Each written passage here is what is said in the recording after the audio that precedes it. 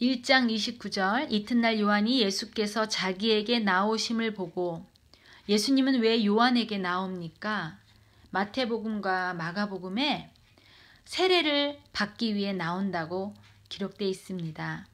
가로되 보라 세상 죄를 지고 가는 하나님의 어린 양이로다. 요한은 예수님을 하나님의 어린 양이라고 표현하고 있어요. 왜 그런 표현을 썼을까요?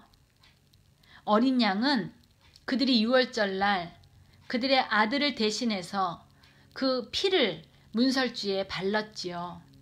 그리고 성전에서는 매일같이 아침 저녁 어린 양을 잡아서 하나님께 번제로 올려드리고 있습니다. 바로 예수님이 그 어린 양 되신다는 것입니다.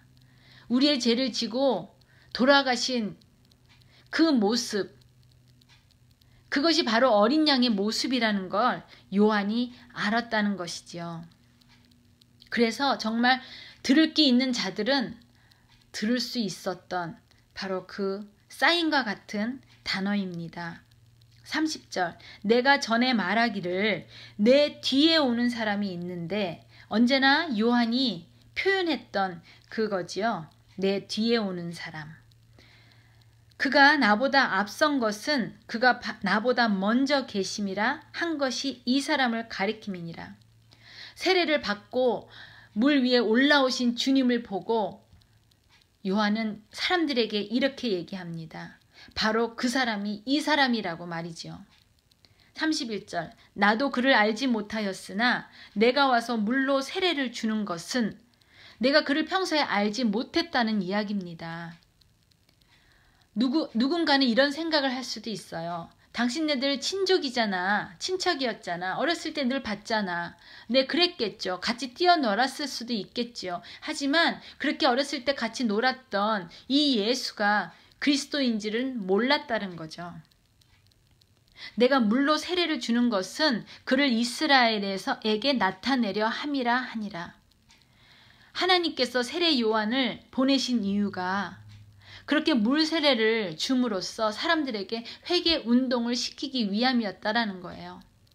내가 죄인 된 것을 알지 못하면 주님을 구주로 볼 수가 없기 때문입니다. 32절 요한이 또 증거하여 가로되 내가 봄에 성령이 비둘기같이 하늘로서 내려와서 그의 위에 머물렀더라. 요한이 지금 비전을 보는 거예요. 환상을 본 거죠. 세례를 받고 난 후에 예수님 머리 위에 성령이 쏟아 부어지는데 그 모습이 평화로운 비둘기가 내려앉은 것 같은 그런 모습을 환상 가운데 봤다는 이야기입니다. 33절 나도 그를 알지 못하였으나 나를 보내어 물로 세례를 주라 하신 그이가 하나님께서 나에게 말씀하시되 성령이 내려서 누구 위에든지 머무르는 것을 보거든 그가 곧 성령으로 세례를 주는 이인 줄 알라 하셨기에 그가 그러한 사인을 받고 나서 언제나 혹시 오늘일까 내일일까 얼마나 기대감을 많이 갖고 세례를 주었겠습니까? 많은 백성들이 그에게 와서 세례를 받았지만 여지껏 그 말씀하셨던 것 그것이 머리 위에 내려앉은 사람이 없었으나 오늘 그 위에 내가 보았다라는 거죠. 근데 그 자가 바로 성령으로 세례를 줄 자라는 이야기입니다. 그래서 예수님께서 성령의 세례라는 그것을 말씀하실 때, 전파하실 때 그 세례라는 단어가 모든 사람에게 쉽게 이해될 수 있도록 어쩌면 세례 요한이 물 세례라는 것을 그 의식을 이렇게 세팅을 했을지도 모르겠다는 생각을 해봤습니다.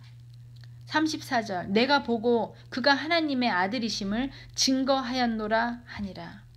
그렇게 그 주변에 있는 그리고 그의 제자에게 과감하게 이분이 바로 그리스도이심을 증거하고 있습니다. 얼마나 기뻤을까요? 그러나 한편으로는 이제 내 사역은 끝이구나. 그런 마음 또한 느꼈을 것입니다. 35절 또 이튿날 요한이 자기 제자 중 두 사람과 함께 섰다가 요한이 제자들을 거느리고 있었다라는 것을 알려주죠. 36절 예수의 다니심을 보고 말하되 보라 하나님의 어린 양이로다. 다시금 정말 수제자일 수도 있었겠어요. 그들에게 또 다시 같은 얘기를 합니다. 바로 저분이야. 내가 아니고 저분이야. 어쩌면 두 제자는 같이 그리스도를 기다렸던 사람일 것입니다.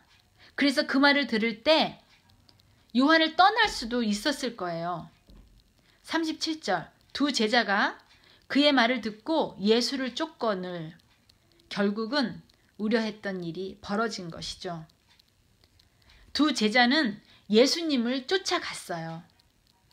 그 두 제자의 이름은 안드레와 사도 요한입니다. 안드레는 40절에 증거해주고 있고요. 사도 요한이라는 사실은 특별히 나오지는 않지만 이 요한복음 전체를 통해서 요한이 자신의 이름을 끝까지 드러내지 않고 나중에 밝히고 있어요. 그러니까 그런 어떤 화법을 통해서 우리가 요한이라고 추측해 보는 것이죠. 38절 예수께서 돌이켜 그 쫓는 것을 보시고 가라사대 무엇을 구하느냐 하고 물어봅니다. 예수님을 쫓았을 때 아마 예수님은 그들에 대해서 잘 아실 거예요. 그러나 항상 물어봅니다. 아픈 병자에게 물어봐요. 너 낫고 싶니? 낫고자 하느냐? 당연하죠. 당연한데도 주님은 물어보세요. 왜? 우리 첫 번째로 나오는 말이 어떠한 말로 응답하는지를 듣고 싶으셨던 것 같아요. 가로되 랍비여 어디 계시오니까 하니 랍비는 번역하면 선생이라. 자, 예수님께 그들은 랍비라는 말로 부릅니다. 그래서 예수님도 바리새파 사람이었다는 것을 우리는 알 수 있어요. 왜? 랍비라는 것은 바리새파 선생님을 가리키는 이름이기 때문입니다. 그런데 우리가 바리새인에 대한 오해를 좀 하고 있는데요. 왜냐하면 예수님께서 그들을 많이 혼냈던 장면들이 복음서에 있기 때문이에요.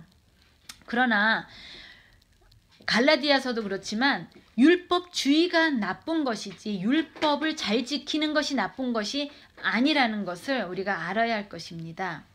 사실 바리새파가 예수님께 많이 혼나기는 했지만 그 당시 로마의 지배하에 혹시나 무너질 수도 있을지 모를 그 종교적인 정체성을 유지하려고 노력했던 그런 자들이에요. 그래서 결국 지금까지 유대적인 문화를 유지시킬 수 있게 한 그런 공로도 있는 당파들인 것이죠. 그래서 바리새파 이꼴 유대교라고 말을 할 수가 있는 것입니다. 예수님 당시 4개의 파가 있었는데요. 하나는 지금 말씀드린 바리새파가 있었고요. 두 번째는 사두개파가 있어요. 그들은 제사장 중심으로 세속적인 권력에 관심을 가졌던 귀족 당파들이에요. 공회에서 좀 지도적인 위치에 있었던 것이죠. 세 번째는 지난주에 말씀드렸던 세례 요한이 속해 있던 에세네파예요. 그들은 초림 예수를 기다리며 광야에서 금욕 생활을 했던 자들입니다. 그리고 정치적인 색깔을 띠는 당파가 있었는데 헤롯파가 있었어요. 헤롯 왕권을 지지한 파로서 쉽게 얘기하면 친일파 정도라고 얘기를 하면 좀 알 수 있겠죠. 그리고 나머지 셀롯파가 있었어요. 다른 말로 우리나라 말로는 열심당원이라고 하면 맞을 거예요. 그 로마 정권에 반대하는 독립운동가? 좀 멋있게 말하면 그런 자들이죠.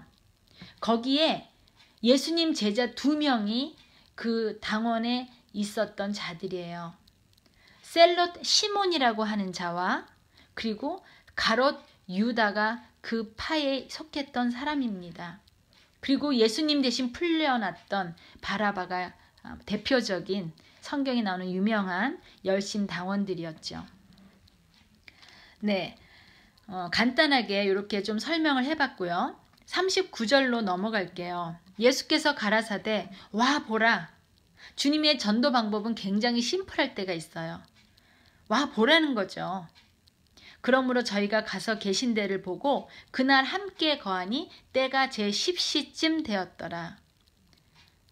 그들이 정말 말씀에 갈급하고 있다는 거, 그리스도를 찾고 있었다는 걸 주님이 아셨기 때문에 그들과 함께 유하기를 원하셨던 것이죠. 여기서 제 10시쯤이라는 말이 나왔는데 요한복음에서는요, 나머지 세 복음서와는 좀 다른 관점의 복음서라고 알려져 있어요. 나머지 세 복음을 공관복음이라고 하잖아요. 공통된 관점으로 글을 썼다. 그러나 요한은 조금은 다른 관점으로 썼기 때문에 나머지 그 복음서와는 좀 다른 면들, 다른 어떤 관점들을 좀 우리가 볼 수가 있어요.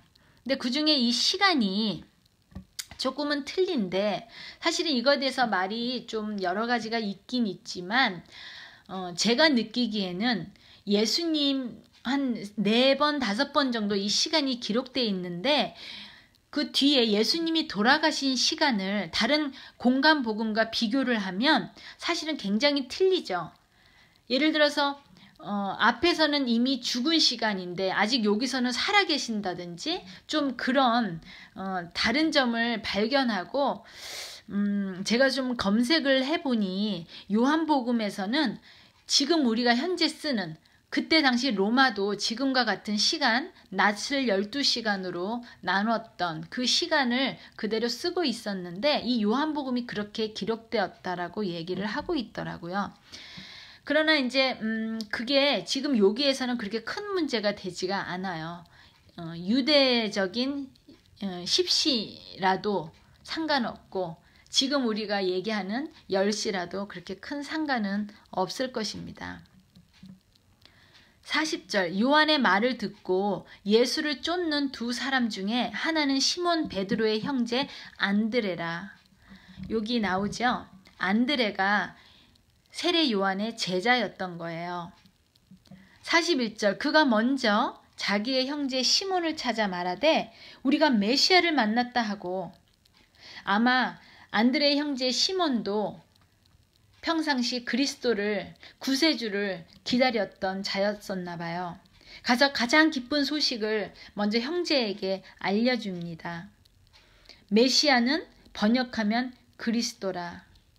그리스도의 뜻은 뭘까요? 구세주죠. 42절 데리고 예수께로 오니 예수께서 보시고 가라사대, 바로 데리고 오네요. 아주 좋은 방법이죠. 우리가 진짜 예수를 만나면 이것을 전하지 않을 수가 없는 거예요. 그러니 주 예수를 믿으라. 그리하면 너와 내 집이 구원을 받는다. 가장 내가 먼저 구원을 받으면요, 그 구원의 혜택은 가장 가까운 가족일 수밖에 없는 거예요. 내가 요한의 아들 시몬이니 장차 게바라 하리라 하시니라. 게바는 번역하면 베드로라. 그러면 베드로를 번역하면 반석이란 소리죠. 주님은 아직 이름이 시몬으로 불렸을 때 그 시몬을 보고 너는 앞으로 반석이라 불릴 거야 라고 예언해 주시는 거예요. 시몬은 좀 얼떨떨 하겠죠. 내 이름은 시몬인데 왜 반석이라 불릴까? 그때는 알 수는 없었지만 아마 예수님이 그를 보고 너는 정말 반석이구나 하셨을 때 아마 이 말을 기억해낼 수도 있었을 거예요. 마태복음 16장에 바로 그 사건이 나오는 것이죠. 베드로의 고백에 이어 주님은 너가 정말 반석이야 그렇게 칭찬해 주셨잖아요.